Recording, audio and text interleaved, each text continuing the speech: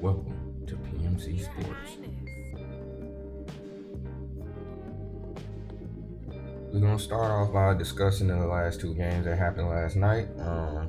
Happy basketball is back. Last night was it was a pretty good night just to see some basketball and players playing. We had the Boston Celtics versus Sixers, and we had the Los Angeles Lakers versus the Golden State Warriors. I'm gonna start off with the Sixers and the Celtics game, and I took notes for kind of both of these games just to make sure I knew what I would be talking about. And the first thing I wanted to say about the Celtics and the Sixers game is that the Celtics look kind of the same. Like they look like the team that got to the NBA Finals last year. They were very good on the defensive end. Not necessarily at taking away like the superstars for the Sixers, but they took away everybody else outside of James Harden, Joel Embiid, and Maxey. Nobody else did anything. Like Tobias Harris had a good first half. Second half, he didn't do anything. Like they did a really good job at making sure nobody else did anything. The first observation that you notice is that the bench was quiet. The bench was quiet. Like all of their points, 35 points for James Harden, 12 for 12 from the free throw line. He had a really good night. Joel Embiid, 9 of 18. He was inefficient from the three-point line, 1 of 6. He took a lot of threes, and he didn't make a lot. But he had 26 points, 15 rebounds, 5 assists. He had 6 turnovers, which will go into. There's a reason why he had 6 turnovers last night. But I'll talk about that in a little bit. Tyrese Maxey, like I said, 21 points. When he had an opportunity to make something happen, he did. He was efficient, and he had a good game.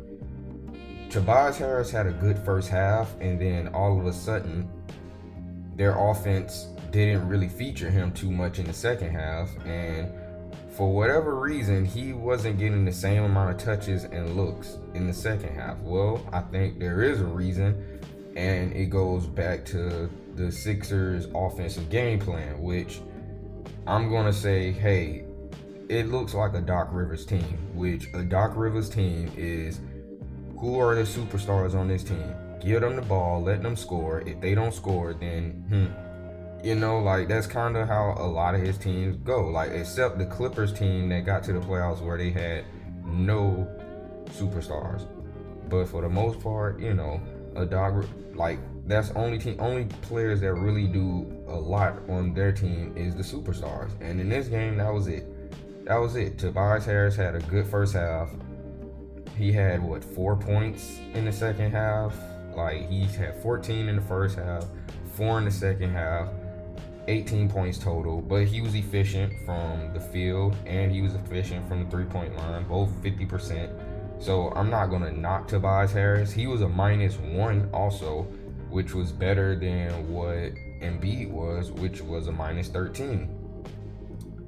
And the one thing that I noticed, like watching this game, was how the Celtics came out in the first quarter and defended Embiid. And they doubled him the whole game, and they started in the first quarter. They was doubling him. Now they did get Al Horford into foul trouble, so that kind of hurt the Celtics in a way. Which, when I speak on the Celtics end of this game, there's a solution that they should go with, and as far as like their big man while Robert Williams is out, because once they got Al Horford in foul trouble, they had to bring in Noah Vonleh. They had to have Grant Williams. Sorry, they had to have Grant Williams come and guard Joel Embiid. And like I've seen, it wasn't something that I think the Celtics want to go with if they're going to be playing big teams out east. If you're going to have to guard Joel Embiid or Giannis and Brook Lopez, you want better big men than Noah Vonleh having to guard those guys. And I think that's what a lot of teams are going to focus on while their center is out.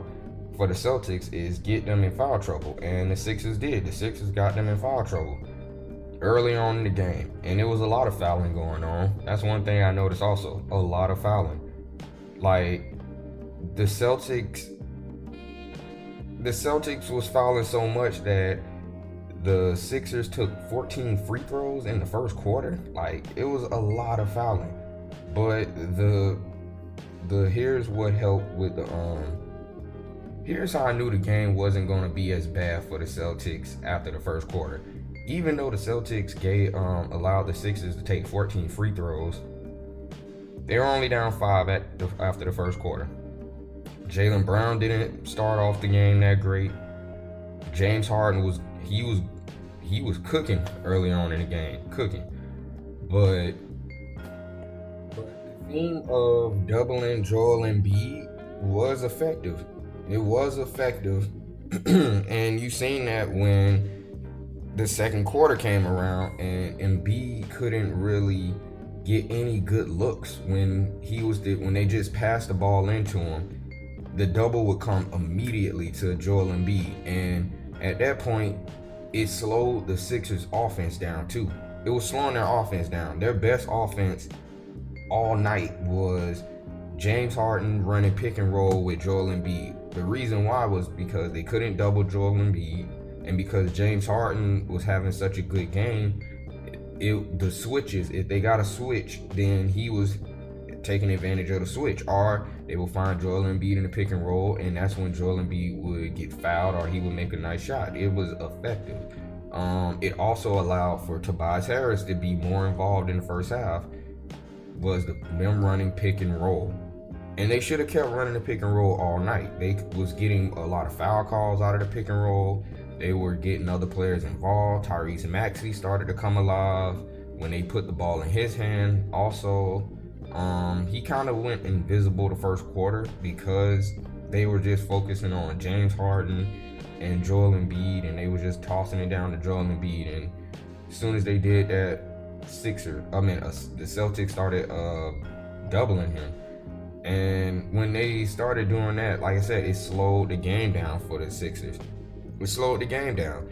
And that's the thing. When I got through with the first half, the score was 63-63, tied at half. And the reason why it was a tie game was because the Sixers bench did nothing. They did nothing. And then we go into the third quarter. And at this point, second quarter, Jaylen Brown started getting going. Maxey started to get going a little bit. James Harden was still doing he was still playing really well. And I think the Sixers found a way to be effective in the second quarter offensively, but they wasn't going to it consistently. They kept trying to force the ball to Joel Embiid on a lot of plays where the double was coming instantly to him. Instantly getting doubled. It wasn't really a lot of ball movement and player movement with the Sixers offense. Like the ball was just sticking in one player's hands, and James Harden looked like he was in Houston. And I don't know if that's a good thing or a bad thing. Like he had a good game, but nobody else was touching the ball on certain plays. He was just dribbling and then he would shoot. And even though some of those shots were effective and they were going in tonight, it didn't really allow other people to get involved as much. And it kind of took the ball away from Maxey a lot also. And to me, Maxey and Tobias Harris, you're going to need them. And you're going to need PJ Tucker, and you're going to need a lot of these other guys to make shots. And I don't know if the Sixers' depth is as good as they want to. I don't know if it's as good as they thought it was coming into this season. But you look and you see Georges Niang, Daniel House, Harold, Thibault, like DeAnthony Melton. Like them guys combined for what? 11 points? 11 points. PJ Tucker, you include his 17 points. 17 points outside of Tobias Harris, Maxey, and James Harden. And that's not enough. And they didn't really run an offense where anybody else was getting good looks other than just James Harden. And he was the only one getting good looks. Or Embiid when they ran pick and roll. That was it. Maxey was creating his own looks, and he was being effective while creating his own looks. So the first half of the game was basically just the Celtics trying to stop fouling. The Celtics had to stop fouling. They fouled a lot in the first half, and it led to the Sixers getting a lot of buckets at the free throw line. You know, James Harden took 12 free throws. He made 12, but he took 12 for the game. A lot of free throws James Harden was getting on 3-point shots. They was fouling him at the 3-point line. Another thing I noticed, fouling James Harden at the 3-point line early on in the game. He even had a and one 4-point play. So once the Celtics stops fouling as much, in the second half, you seen PJ Tucker, he couldn't guard Jason Tatum. Jason Tatum was eating him up. The Celtics defense, it was strong, but they definitely had to cut down on the fouls. Like, it was strong. That double team against Embiid was working. Like I said, they couldn't really do nothing with James Harden. But I guess it was one of them games where it was like, hey, Harden's going to make or miss, but with how he's playing, it's kind of slowing down your offense right now. It's not giving nobody else a chance to really do anything. One thing I did notice, and I'm going to speak on the Celtics for the second half, because they really took over in the second half, and a lot of their positive traits and a few negative traits came out for them. And one of the negatives I seen was they should find a backup center while Robert Williams is going to be out. They should. Nothing wrong. Noah Vonleh can probably get better. He didn't play in the league last year, so he can probably improve. But last night, his size was not effective against somebody like a Joel Embiid. And I think that they should probably go and see if there's a center on the market. Maybe they can't trade for anybody, but they can probably go and see if there's a center on the market that they could probably find in free agency that's a big body. I don't know, but they were struggling trying to find size to play with Joel Embiid down low, and that's the reason why Joel Embiid had 15 rebounds. Also, like, he didn't get a gang of offensive rebounds, but you couldn't get many second chance points because of that also. Like, it had to be a lot of hustle, had to be a lot of team gang rebounding, and there's nothing wrong with that, but you just want some size up front to help having to go against guys like Joel Embiid. You just want some size up front, and they didn't really have that. And I think when they do get Robert Williams back, though, even if they don't make a move, I'm only saying they should probably make a move, just more safe than sorry. But they got Luke Connect coming back. I don't know how effective he's gonna be for them. Blake Griffin is on the team. He doesn't have a lot of size. Noah Vonleh is like 6'8", 6'9". That's not, Joel Embiid is like 7'1" or something like that. So them guys wasn't big enough for Joel Embiid last night, but their game plan against Joel Embiid, doubling him, it was effective. It was really effective. And another thing I noticed, the Sixers bench, I'm going to say this again, they did nothing. They bench did nothing. So that was really my third quarter. And for the fourth quarter, what I noticed towards the end, the start of the fourth quarter, was the fast break points the Celtics went on. Like, the Celtics caused a lot of turnovers, and they took advantage of it. They had a 22-2 fast break point advantage. Malcolm Brogdon off the bench, he did something. Grant Williams off the bench, he did something. Like, they are I think those two guys coming in off the bench giving you 16 from Brogdon. Grant Williams with 5 of 5 from the field. 3 from 3 from the 3-point line, 15 points. Like, he gave you 15, Brogdon gave you 16. I'm not saying anybody else did anything on their bench. Hauser and Vonleh and Blake Griffin, they didn't do nothing, but you got 31 points between those two guys from the bench. that is way more effective from the 17 or the what it was 11, the 11 you got from the Sixers bench. Like the Sixers bench didn't really, they didn't really provide nothing. So this 31 versus the 11, like a 20-point advantage, and that to me is the game. That's the game. A 20-point advantage from the bench. Brogdon and Grant Williams stepped up. Tobias Harris, he didn't score in the whole second half until the fourth quarter, where he made 2 cheap buckets, but he was like 0 for 3 or something like that going into the fourth. 0 for 3, only took 3 shots going into the fourth, late in the fourth. Probably ended the fourth with 5 shots total, and that's because the Sixers offense is just very stale. And I had the Sixers winning this game, but I thought they would be more well-rounded than they were, and they wasn't really well-rounded.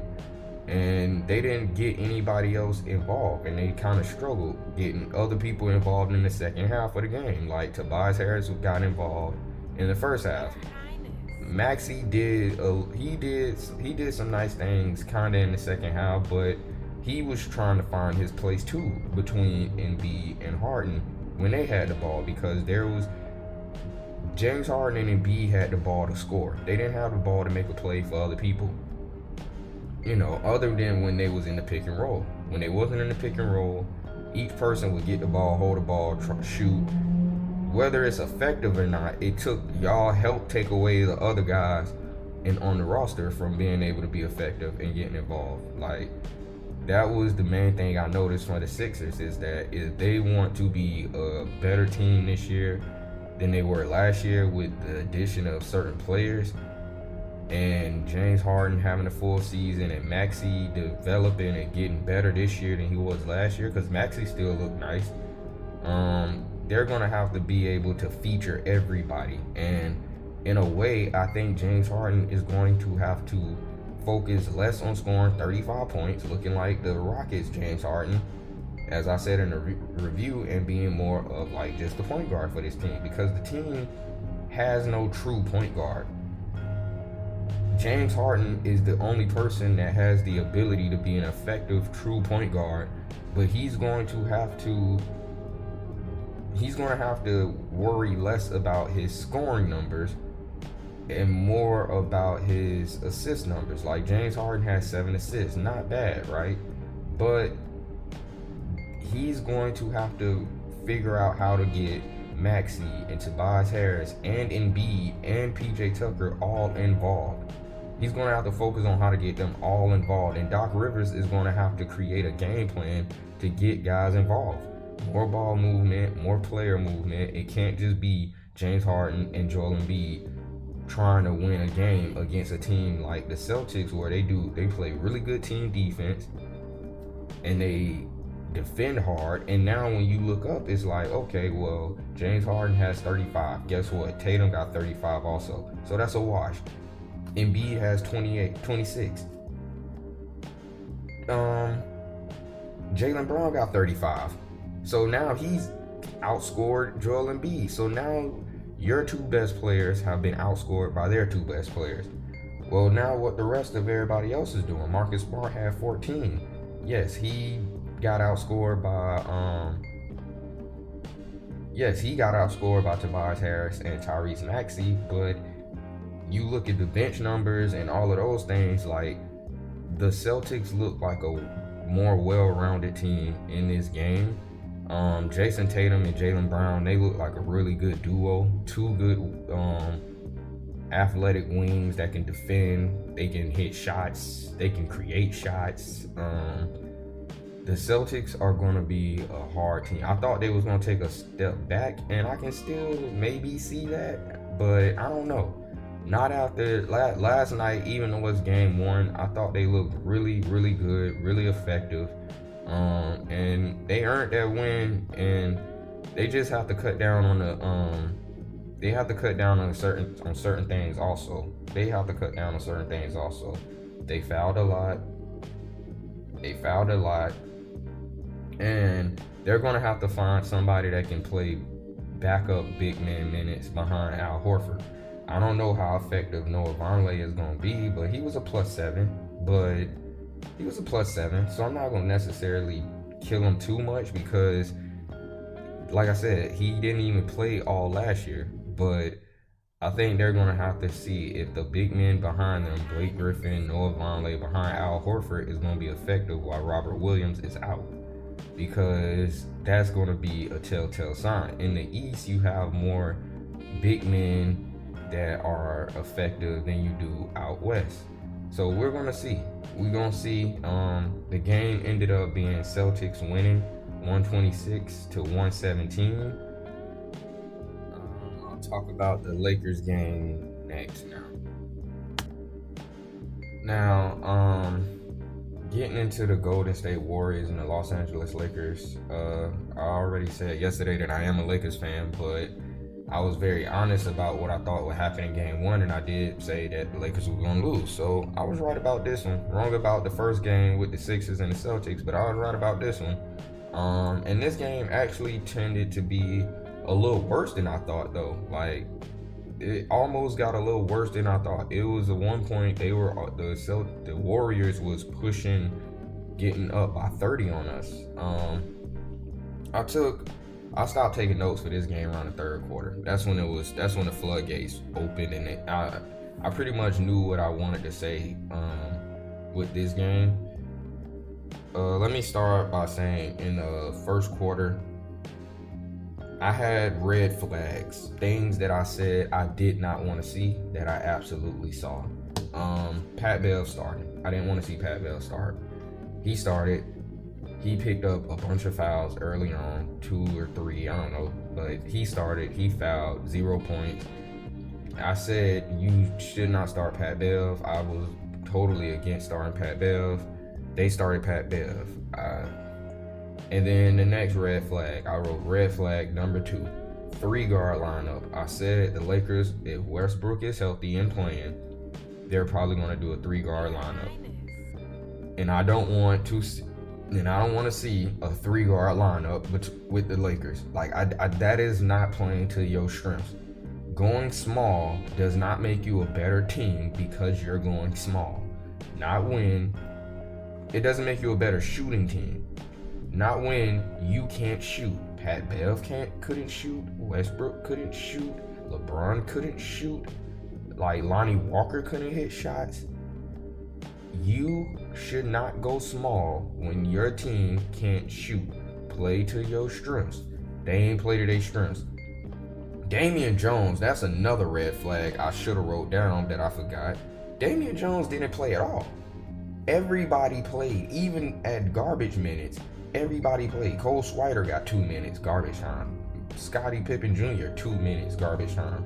Max Christie, 2 minutes, garbage time. Why is Scottie Pippen Jr. and Christie and Swider getting any minutes? And you have Damian Jones, DNP, coach's decision. I don't understand that. Like, I don't understand that. Why did he not get any minutes? You wasn't shooting the ball better because he wasn't playing. And I felt like he could have been effective he could have been kind of effective. He could have been effective a little bit. Like, to me, I think he could have been effective. And he got 0 minutes. 0 minutes. I do not understand why we signed 2 centers. Thomas Bryant, he's injured. Okay, cool. But why did we sign Damian Jones and these guys got no playing time? They got no playing time. Did Darvin Ham say, hey, our shooting is going to be better if he just don't play? Well, it wasn't, and that is the biggest takeaway from this game. You shot 10 of 40 from the three-point line. 10 of 40. You took 43s. The Warriors took 45 with way better shooters. Why did the Lakers take so many three-pointers trying to keep up with the Warriors? I have no idea. You were never going to win that battle. You're never going to win that battle. You shouldn't continue to do things that are not your strengths. You're playing into your weaknesses. You are going to lose games doing that. Let me go to my notes about the first quarter, because it was kind of the overall theme of the whole game. That's why I didn't have to take too many notes for this game. No ball, no player movement, constant no ball movement. settling for too many jump shots early on for the Lakers. That was what I wrote for the first quarter, and that was the game. That was the whole game. Settling for jumpers, no ball movement, no player movement. A few things that I did say that the Lakers needed to do if they wanted to be effective was they would have to get out into fast break and get fast break points. They would have to get out into the fast break and get fast break points. They would have to defend, protect the paint, protect the rim, get rebounds, run their shooters off the three-point line,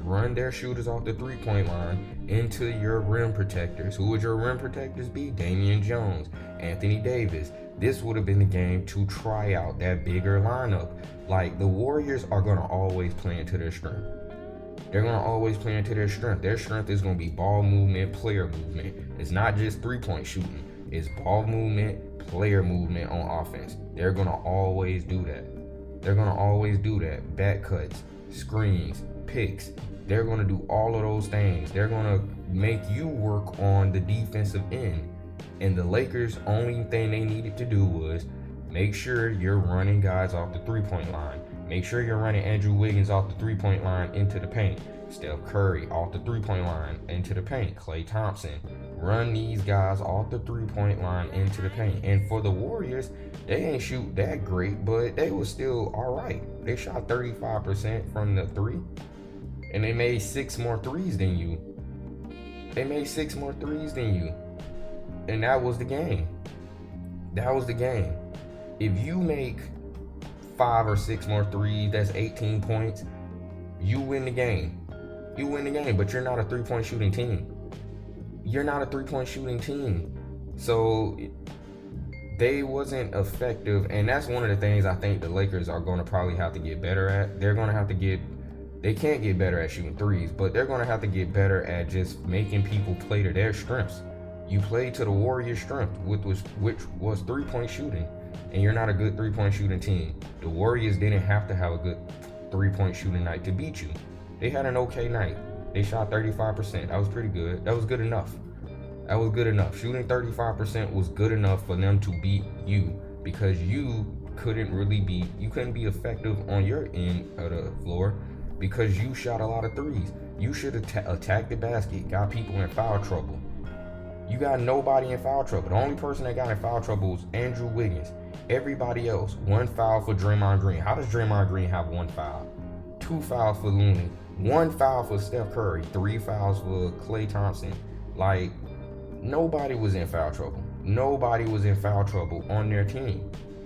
I mean, only person who was in foul trouble with our team was Patrick Beverly. You know, he had more fouls than points. His plus minus was a -5. Like, he didn't look good at all. That was a big observation to me. He didn't look good at all. I didn't think the Lakers should have gave up size for Patrick Beverly. They gave up Stanley Johnson, THT for Patrick Beverly. I wasn't in favor of the trade. Maybe I'm gonna be wrong down the road, but I don't know. He didn't show me that I didn't see that I was wrong after watching game 1. I was like, yeah, I thought that this was how it was gonna look. Like, didn't really stop anybody. Like, Steph did what he wanted at one point, just embarrassing the Lakers. 33 points for Steph. It wasn't a good first game for the Lakers. Like, they tried to fight back in the fourth quarter, and at one point they got it down to 12, but then the Warriors hit like a couple threes, Steph, Andrew Wiggins, and that was it. The game ended 123-109. The Warriors won. I know a lot of people was looking to see how Westbrook is going to look. How is Westbrook going to look? And to be honest with you, Westbrook wasn't as bad as everybody else. He wasn't as bad. The guys that mattered, that played a lot of minutes, Westbrook had the second worst plus minus. And I know people like the second worst. Well, everybody on the Lakers was a negative in the plus minus column that played significant minutes. Well, not Matt Ryan. He was a +1. Whoopee. But you have Juan Toscano Anderson. He was a -1. Austin Reeves was a -6. And Westbrook was a -6. and Patrick Beverly didn't play enough to even. I don't even know if he played enough effective minutes to me to make an impact, but he was a -5. But yeah, you had Anthony Davis -21, Lonnie Walker -13, Kendrick Nunn a -19. You know, like it was. One thing I will say is that if Westbrook is going to be in the starting rotation, I don't want to see a 3-guard rotation from the Lakers going forward. I'm going to stand on that. Please don't bring out Patrick Beverly, Westbrook, and Lonnie Walker again. That wasn't effective at all. Nobody could shoot. Like, don't do that again. Even if you're not going to shoot the ball well, crash the offensive boards. Get offensive boards, putbacks, those type of things. We didn't get any of those. We didn't have enough size to get offensive rebounds like that. We didn't have enough size. We had 8 offensive rebounds. Like, you got, like, the Warriors had 11. The Warriors had 11. And I don't know, it was not a good look. Wenyen Gabriel, he was getting kind of manhandled a little bit by James Wiseman. Again, James Wiseman is like 7 foot. Gabriel is 6'9". Like, you're undersized, and not undersized because you're stretching the floor. You're not stretching the floor when you go 10 for 40 at the 3-point line. Like, you shot a lot of threes and you missed a lot of threes. You're not a 3-point shooting team. But I was on Westbrook. Westbrook, to me, he wasn't that bad. Like I said, 7 of 12, 1 of 3 from the 3-point line, 4 of 5 from the free throw line. Like, to me, pretty efficient night. He had 4 turnovers, but it didn't lead the Lakers in turnovers. What led the Lakers in turnovers was LeBron James, and LeBron had 31 points. But in this case, at one point, LeBron was 5 of 15, and by the end of the first half, he was 5 of 15. He became more effective later in the third, going into the fourth, where his numbers tended to look a little bit better. He was more efficient in the second half, but the first half, LeBron was not good in the first half. He wasn't good in the first half. In the first half, it was looking like if LeBron did more, the game would have been probably tied at that point. 52-59 was at the end of the second quarter, going into the at halftime. That was the score. And like I said, LeBron was 5 of 15. But another thing with the Lakers that's similar to the Sixers is there's no ball movement, no player movement, and nobody else did nothing outside of Anthony Davis, LeBron, and Westbrook. Nobody else did nothing. Nobody. Kendrick Nunn, hey, he gave us 13. But like I said, that was all at the point where the Lakers was down by like 20-something, 26, 27, when you started to see him make some shots and things of that nature. But in the first half, early third quarter, nobody did nothing. And that's why we was about to get ran out of the gym. But, once the Warriors tried to take their foot off the gas a little bit early in the fourth, they were trying to pack it up for the night, and Lakers kind of made a push and didn't allow them to just go away so early. But that was a terrible third quarter, a horrible third quarter. The Lakers looked horrible, and the biggest issue for the Lakers, like I said, it wasn't Westbrook last night. That wasn't their biggest problem. Their biggest problem is that after Westbrook, LeBron, and AD gave you 77 combined points, your team scored 109, which means that your team scored 32 points from everybody else. And out of them 32 points, Kendrick Nunn scored 13 of them. So you have nobody else in double digits. Like, the Lakers are going to have to figure out a way to play to their strengths. They're going to have to start Damian Jones at center. He's going to have to play. He has to play. Damian Jones, and when Thomas Bryant get healthy, they're both going to have to play, because your strength is going to be, we are bigger, we got size, we have shot blocking, we can defend, we can get out in a fast break. Like, that was the thing. The Lakers looked good when they got out in the fast break and was making plays that way, when they were scoring that way. But they didn't look good in a half-court offense because you can't shoot, and also because there's no player movement. Somebody gets the ball, LeBron, Westbrook, AD, and then everybody just stands around looking. And that's how it's been looking for the Lakers over the last couple of years. No ball movement, no player movement. It's unsophisticated. It ain't really a lot to make the teams work. The Lakers cannot be effective if that's how they're going to play offense. I'm not saying you got to be a great three-point shooting team. Like, the team we had that we won the championship with in 2020 wasn't a great three-point shooting team. But you have to be able to play to your strengths, and we didn't do that last night. So they lost. I'm not gonna sit up here and say that they're in big trouble, but last night was not a good showing. It kind of looked like the same old from last year, just the players that we got now are younger. But I think their best bet is going to be playing big, defending, and getting easy points and fast break, and attacking the basket. Whoever gets the ball, attack the basket. Do not hold the ball in your hand. Wait till the shot clock run out. Wait for the defense to load up on you. Catch the ball and attack the basket. If you draw the defense into you, kick it out and that person attack. You have to keep making the guys on the other team have to keep moving, keep running. Set up some plays where you get back cuts for LeBron and back cuts for Westbrook and things of that nature with AD. AD looked really good in the first half. Second half, he was okay. It wasn't too great. He was okay. He shot 10 of 22. He settled for some threes that he shouldn't have settled for.